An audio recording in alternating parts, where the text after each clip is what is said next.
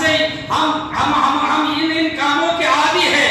اللہ اکبر میرے دوستوں اور بزرگوں، کل کے نوجوان اگر گناہ کرتے تھے تو ان کو احساس گناہ ہوتا تھا، گناہ کا احساس ہوتا تھا، لیکن آج کے نوجوان کو اللہ اکبر گناہ کرتا ہے لیکن گناہ کا احساس بھی نہیں ہے گناہ کا احساس نہیں ہے۔ آج کے نوجوان کو گناہ کا احساس نہیں ہے۔ آج ہم روزہ رکھتے ہیں، کیوں رکھتے ہیں؟ عادت کے طور پر رکھتے ہیں۔ کس کی طور پر؟ عادت کی طور پر، عبادت کی طور پر نہیں رکھتے۔ عادت کی طور کا مطلب یہ ہے فلاں نے رکھا ہے میں بھی رکھ لوں گا، فلاں رکھ رہا ہے میں بھی رکھوں گا، فلاں نہیں رکھ رہا ہے میں نہیں رکھوں گا۔ تو یہ عادت ہے، یہ کیا ہے؟ عادت ہے۔ اور عبادت کیا ہے؟ عبادت یہ ہے چاہے کچھ بھی ہو جائے، کوئی رکھے یا نہ رکھے، روزہ رکھنے سے اللہ کی خوشنودی حاصل ہوتی ہے۔ روزہ رکھے تو اللہ خوش ہوتا ہے، اس کے پیارے حبیب خوش ہوتے ہیں، اسی لیے رکھنا ہے، یہ عبادت ہے۔ سمجھ گئے؟ ایک ہوتی ہے عادت اور ایک ہوتا ہے عبادت۔ تو جو عادت کے طور پر رکھتا ہے، 2-4 روزے رکھ لیتے ہیں دیکھا دیکھی میں، گھر میں باپ رکھ رہا ہے میں بھی رکھ لوں گا، میرا باپ نہیں رکھا میں بھی نہیں رکھوں گا، کہ یہ عادت ہے۔ اور عبادت کیا ہے؟ چاہے کوئی رکھے یا نہ رکھے، یہ اللہ تبارک و تعالیٰ کی ایک عبادت ہے، روزہ ہمیں رکھنا ہے، تو یہ عبادت ہے، اللہ اس سے خوش ہوتا ہے۔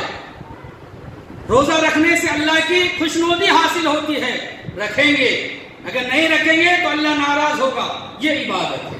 میرے پیارے آقا صلی اللہ تعالیٰ علیہ وسلم کے پیارے دیوانوں، اس لیے روزہ رکھیں، لیکن کیوں رکھیں؟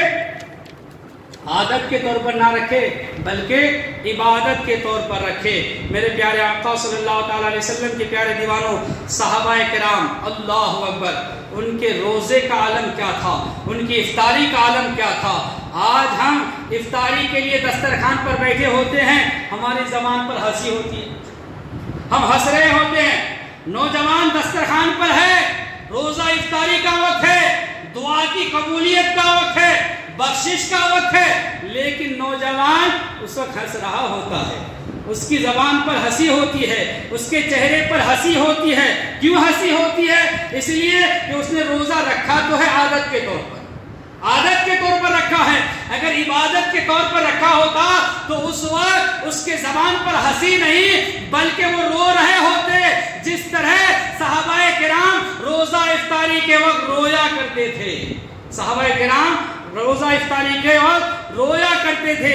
اور میرے دوستوں اور بزرگوں، آج کے نوجوان کو احساس گناہ نہیں ہے، گناہ کرتا ہے لیکن کچھ بھی احساس نہیں ہے، گناہ کرتا ہے کچھ بھی پرواہ نہیں ہے۔ لیکن کیسا وہ دور تھا حضور کا، کیسا وہ دور تھا حضور کے صحابہ کا، اگر گناہ کر لیتے تھے تو گناہ کا احساس بھی ہوتا تھا، گناہ کرتے تھے گناہ کا احساس بھی ہوتا تھا۔ میرے پیارے آقا صلی اللہ تعالیٰ علیہ وسلم کے پیارے دیوانوں، ایک خاتون حضور کی بارگاہ میں آئی اور آ کر کہنے لگی، یا رسول اللہ مجھ سے گناہ ہو گیا ہے، آپ مجھے سزا قائم کیجئے، مجھ پر سزا قائم کیجئے۔ توجہ چاہوں گا دوستو، ایک خاتون یعنی ایک عورت حضور کی بارگاہ میں آئی، کیوں آئی؟ ان سے گناہ ہو گیا تھا، گناہوں پر انہوں نے احساس کیا، گناہوں پر ان کو شرمندگی ہوئی، حضور کی بارگاہ میں چلی آئی اور آ کر کہنے لگی، یا رسول اللہ مجھ سے یہ گناہ ہو گیا، آپ مجھ پر حد قائم کرے۔ تو سرکار نے جب دیکھا وہ عورت حاملہ سے تھی، کیا تھی؟ حاملہ تھی، پیٹ میں بچہ تھا، تو حضور نے فرمایا کہ ابھی تم جو ہے تم پر حد قائم کرنے کے لائق تم ابھی نہیں ہو، کیونکہ تمہارے پیٹ میں بچہ ہے، جب بچہ پیدا ہو جائے تب آنا۔ اللہ اکبر کبیرہ، کیسے وہ صحابہ کرام تھے، کیسے وہ صحابیات تھی، اللہ اکبر کبیرہ۔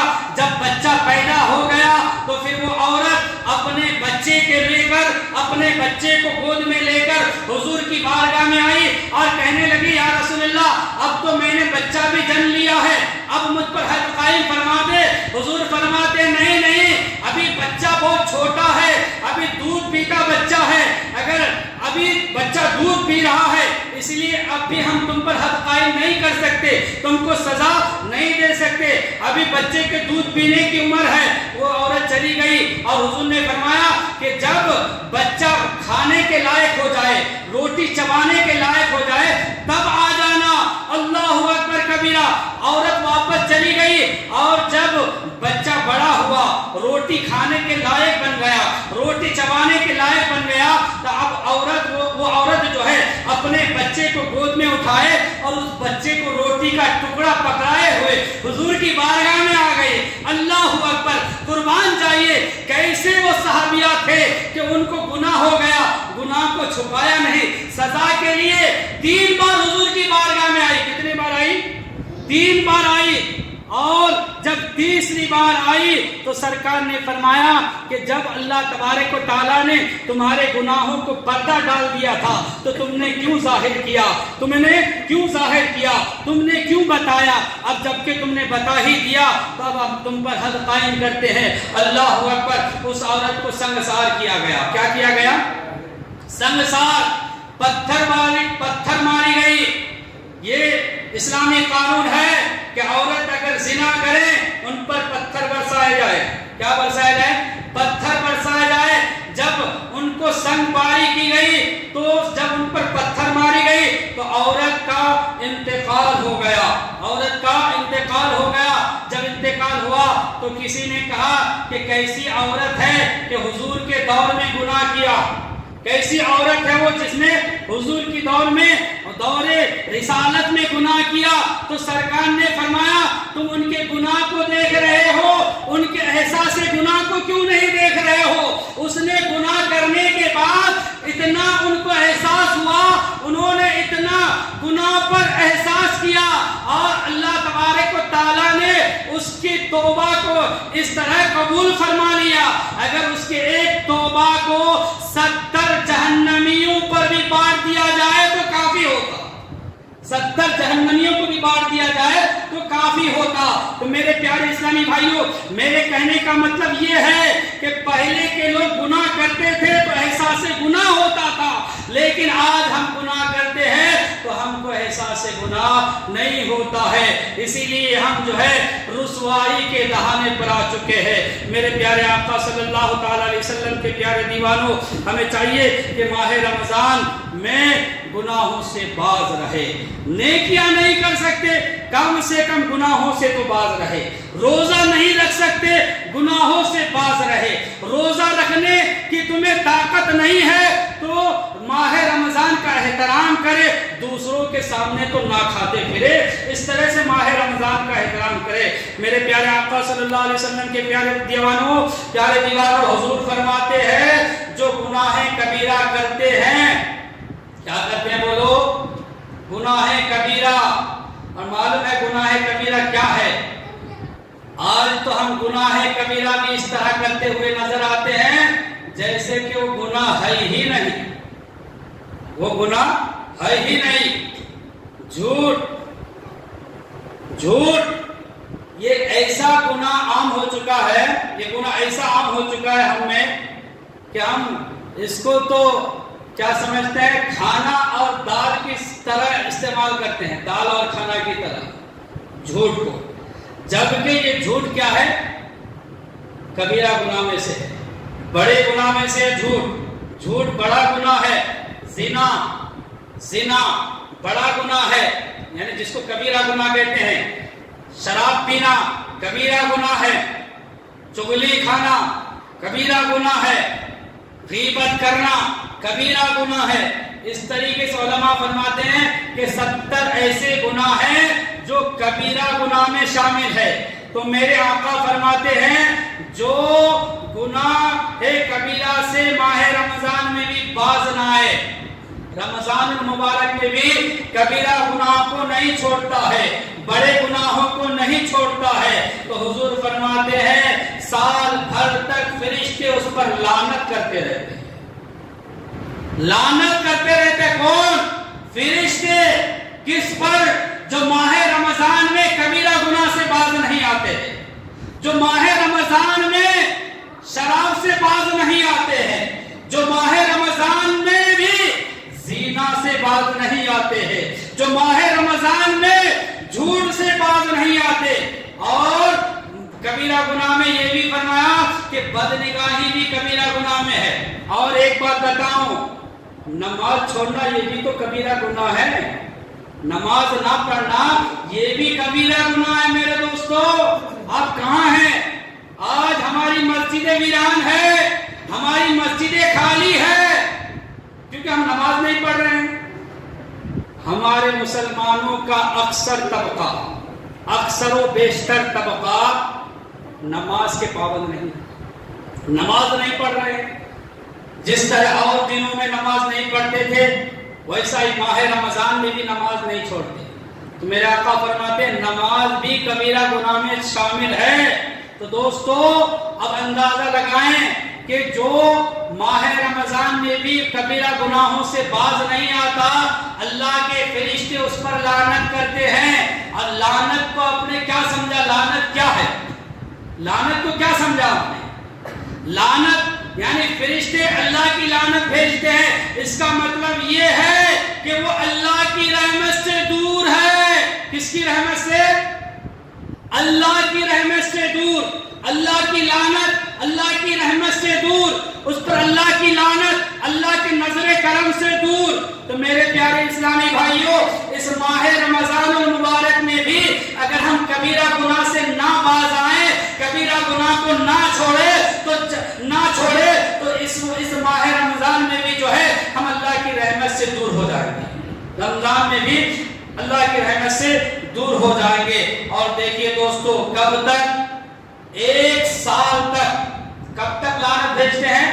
1 سال تک، یعنی اس رمضان سے لے کر آتے رمضان تک اللہ کے فرشتے ان بندوں پر لعنت بھیجتے ہیں جنہوں نے ماہ رمضان میں بڑے گناہ کو نہیں چھوڑا۔ میرے دوستو اور بزرگوں، جس طرح ماہ رمضان المبارک میں ایک نیکی کا ثواب 70 ہے، اگر ایک نیکی کریں تو کتنا ثواب رمضان میں؟ 70۔ اور اگر زیادہ اخلاص ہو جائے 500، اور زیادہ اگر اخلاص سے ہم نیکی کریں تو 1000 تک بھی پہنچتا ہے۔ یہ رمضان کی فضیلت ہے، یہ رمضان کی برکتیں ہیں کہ رمضان المبارک میں ایک نیکی کا ثواب 70 سے لے کر 1000 تک اللہ فرماتا ہے۔ تو سنو، جس طرح اللہ تبارک و تعالی ایک نیکی کا ثواب رمضان المبارک میں 70 سے لے کر 1000 تک عطا فرماتا ہے، ویسے ہی اگر کوئی بندہ ماہ رمضان میں گناہ کرتا ہے ویسے ہی ان کو گناہ کا عذاب بھی عطا فرماتا ہے، ویسے ہی گناہ کا وعید بھی اللہ عطا فرماتا ہے۔ میرے پیارے آقا صلی اللہ علیہ وسلم کے پیارے دیوانوں، حضرت علی رضی اللہ تعالیٰ عنہ فرماتے ہیں ایک بار میں قبرستان گیا۔ کہاں گیا؟ بولیے، قبرستان گیا۔ توجہ چاہوں گا، حضرت علی فرماتے ہیں کہ جب میں قبرستان گیا تو میں نے دیکھا ایک قبر کو، اور اللہ کی بارگاہ میں میں نے فریاد کی، التجا کی، اللہ اس قبر والوں کے ساتھ کیا ہو رہا ہے مجھے دکھا، میں دیکھنا چاہتا ہوں اس قبر کے ساتھ، اس قبر والے کے ساتھ تو نے کیا حشر فرمایا۔ تو اللہ تعالیٰ نے فرمایا علی اس کی خواہش نہ کر۔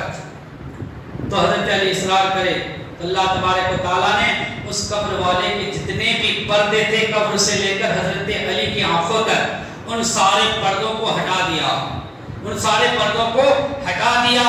جب حضرت علی نے دیکھا کہ اللہ نے اس قبر والے سے پردوں کو ہٹا دیا تو حضرت علی کیا دیکھتے ہیں کہ وہ قبر والا جہنم کی آگ کی لپیٹ میں ہے، جہنم کی آگ کی لپیٹ میں جل رہا ہے۔ اور جیسے ہی اس قبر والے نے حضرت علی کو دیکھا تو مدد کے لیے پکارا کہ یا علی مشکل کشا میری مدد فرمائے۔ حضرت علی کہتے ہیں جب میں نے یہ منظر دیکھا تو قبر والے کی حالت دیکھ کر مجھ سے رہا نہ گیا، میں اللہ کی بارگاہ میں دعا کرنے لگا کہ اے اللہ اس قبر والے کے عذاب کو دور فرما۔ تو اللہ نے فرمایا اے علی اس قبر والے کے لیے تو دعا نہ کر، اس قبر والوں کے لیے دعا نہ کر۔ اللہ اکبر۔ پھر حضرت علی روتے رہے، اللہ کی بارگاہ میں گر گراتے رہے تو اللہ تبارک و تعالیٰ نے فرمایا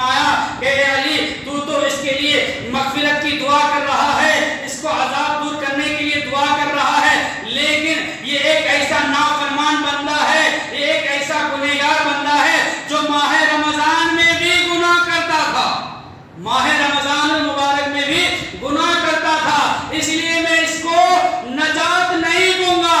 तो मेरे प्यारे इस्लामी भाइयों, हजरत अली रज़ियल्लाहु ताला अन्हु है कि बराबर अल्लाह की बारगाह में दुआएं किए जा रहे हैं, दुआएं किए जा रहे हैं। आखिरकार अल्लाह तबारक व तआला ने हजरत अली के सदक़े से जो है उस मुर्दे पर से अजाब को हटा दिया, उस मुर्दे पर से अजाब को हटा दिया। तो प्यारे इस्लामी भाइयों, आपने क्या समझा इस वाक़िया से, हजरत अली के फरमान से कि माह रमजान में अगर कोई गुनाह करे, माह रमजान में भी अगर कोई गुनाह से बाज ना आए, गुनाहों के काम को ना छोड़े, टीवी सीरियल को ना छोड़े, जुआ को ना छोड़े, सट्टाबाजी को ना छोड़े, शराब नोशी ना छोड़े, जिनाकारी ना छोड़े, झूठ ना छोड़े, गीबत व चुगली ना छोड़े, यहाँ तक कि जितने भी गुनाह के काम है जिससे अल्लाह नाराज होता है, माह रमजान में अगर कोई बंदा इन गुनाहों को करता है तो अल्लाह ताला उसे जहन्नम के अजाब में मुब्तला फरमा देता है। मेरे प्यारे आका सल्लल्लाहु अलैहि वसल्लम के प्यारे दीवानों, अल्लाह तबारक व तआला ने अपने फजल व करम से हमें माह रमजान नसीब अता फरमाया। मेरे दोस्तों, ये अल्लाह का मेहमान है रमजान, ये मेहमान, ये अल्लाह का मेहमान है। हमें चाहिए कि इस मेहमान की खातिर करें, इस मेहमान का एहतराम करें। और इसका एहतराम हम किस तरह करना है आप जानते हैं। इसका एहतराम इस तरह होगा जब हम माह रमजान में इबादत करेंगे, 5 वक्त की नमाज पढ़ेंगे, तरावी भी पढ़ेंगे, रोजा भी रखेंगे।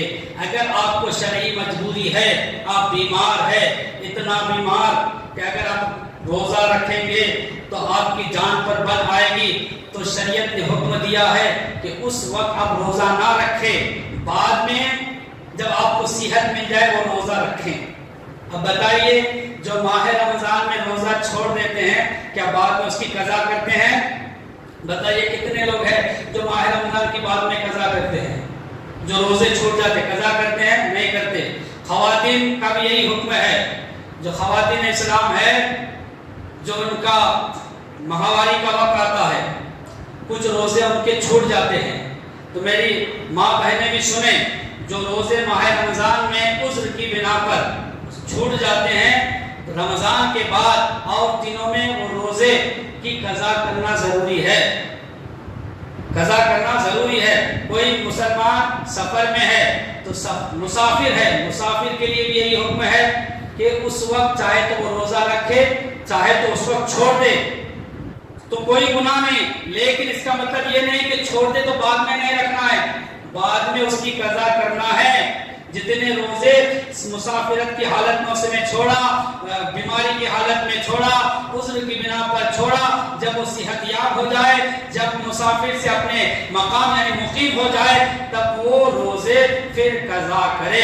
अल्लाह तबारक व तआला हमें माह रमजान की तौफीक अता फरमाए, उसके एहतराम की तौफीक अता फरमाए, इसमें ज्यादा से ज्यादा इबादतें करने